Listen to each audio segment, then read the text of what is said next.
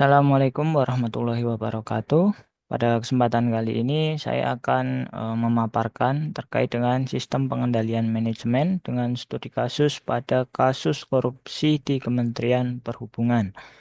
Sebelum itu, izinkan saya memperkenalkan diri terlebih dahulu. Nama saya Ferry Fitrian Krismoko dengan NIM 24030102017 pada prodi S1 PJJ Akuntansi mata kuliah Sistem Pengendalian Manajemen.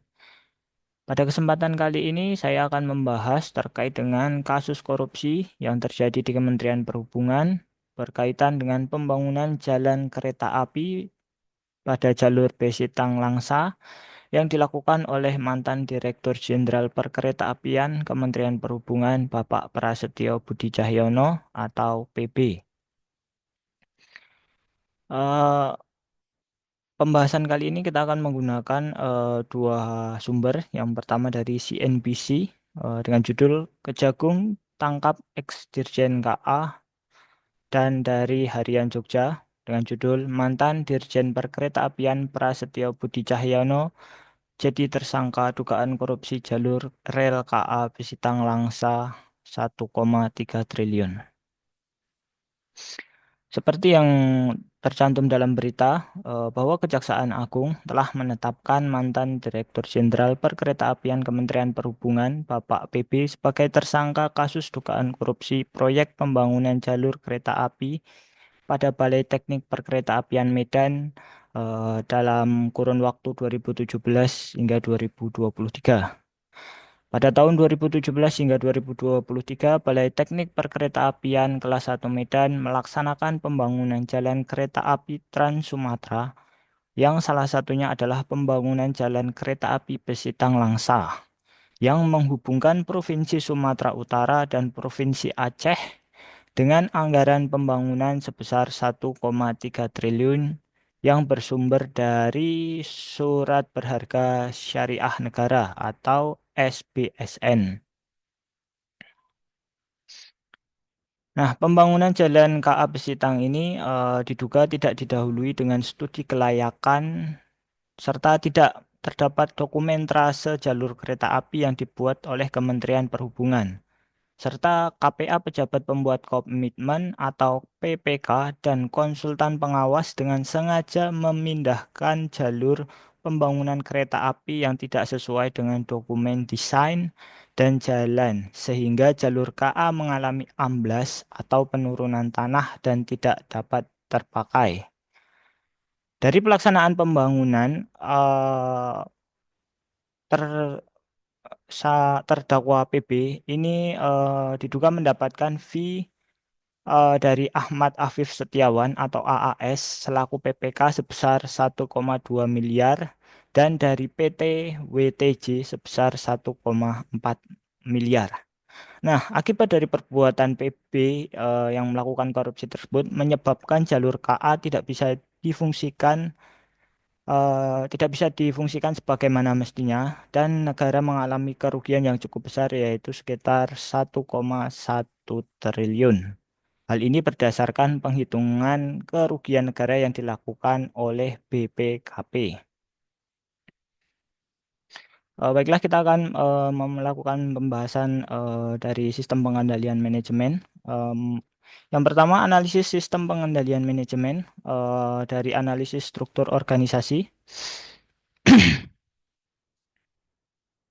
Kasus korupsi yang melibatkan pembangunan jalan kereta api di Kementerian Perhubungan tahun 2024 merupakan peristiwa yang sangat cukup menggembarkan dalam dunia pemerintahan. Nah, kasus ini itu mencerminkan kegagalan sistem pengendalian yang ada di dalam organisasi pemerintahan yang mempengaruhi hampir seluruh aspek pengelolaan proyek infrastruktur. Eh, pada kesempatan kali ini saya akan menggunakan beberapa perspektif. Yang pertama dari struktur organisasi, kemudian dari personel dalam organisasi dan pengendalian keuangannya. Nah, dari analisis yang pertama terkait dengan analisis struktur organisasi, bisa kita bisa kita katakan bahwa struktur organisasi yang lemah dapat menjadi salah satu penyebab utama terjadinya korupsi.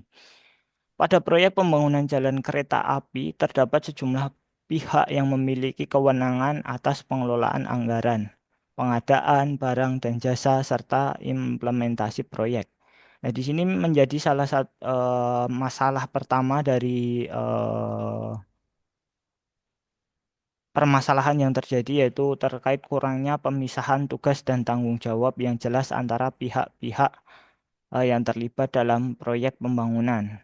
Kemudian di masalah yang kedua, terlalu banyak kekuasaan di tangan satu pihak yang dapat membuka celah untuk penyalahgunaan wewenang. Dalam hal ini mungkin saja terdapat kesengajaan dalam pembagian tugas dan tanggung jawab antara unit yang terlibat. Misalnya proyek ini dikelola oleh beberapa unit yang memiliki otoritas yang tumpang tindih, atau bahkan bisa terjadi konsentrasi kekuasaan pada satu unit tertentu saja. Hal ini semakin akan memperparah permasalahan tersebut. Kemudian solusi yang bisa digunakan yaitu melakukan penguatan struktur organisasi dengan pembagian tugas yang jelas, serta implementasi pengawasan dan pelaporan yang efektif dan transparan. Ini bisa menjadi cara untuk mengurangi potensi terjadinya korupsi pada sebuah organisasi. Selain itu, penerapan prinsip pemisahan tugas dan pengawasan yang lebih ketat eh, dipandang sangat penting agar tidak terjadi apa istilahnya overpower gitulah. Kemudian analisis yang kedua yaitu terkait personel dalam organisasi. Di sini kita bisa melihat terdapat tiga permasalahan yang menyebabkan sebagai pemicu dari kejadian tersebut. Personel dalam organisasi memainkan peran yang cukup penting, bahkan sangat penting dalam keberhasilan atau kegagalan suatu proyek. Dalam kasus korupsi, dalam kasus ini kita bisa melihat mungkin saja terdapat individu-individu dalam Kementerian Perhubungan yang mungkin kurang memiliki integritas atau moralitas yang cukup kuat, sehingga terdapat kemungkinan bahwa personel yang terlibat dalam pengelolaan proyek tidak memiliki pemahaman yang memadai tentang pentingnya pengendalian manajemen yang efektif. Kemudian ketidaksadaran tentang pengendalian internal atau bahkan ketidakpedulian terhadap dampak jangka panjang dari penyalahgunaan anggaran dapat menyebabkan pengambilan keputusan yang merugikan kepentingan publik. Dalam kasus ini, terdapat individu yang lebih memprioritaskan keuntungan pribadi dibanding dengan tujuan atau tujuan organisasi, lebih mementingkan kepentingan pribadi daripada untuk tujuan organisasi atau negara. Selain itu juga bisa juga laporan internal tidak diproses dengan baik atau terlalu banyak proses yang disembunyikan atau kurang transparan. Solusi yang dapat diberikan yaitu dengan melakukan perbaikan kualitas personel dan budaya organisasi. Ini dipandang sangat diperlukan. Pelatihan yang lebih intensif mengenai kode etik, pengendalian internal, dan sebagainya harus diterapkan kepada seluruh pegawai, terutama karyawan-karyawan yang terlibat secara langsung maupun tidak langsung dalam pengelolaan proyek. Selain itu, penegakan hukum yang tegas terhadap pelanggaran kode etik dapat memberikan efek jera bagi oknum yang berniat melakukan korupsi.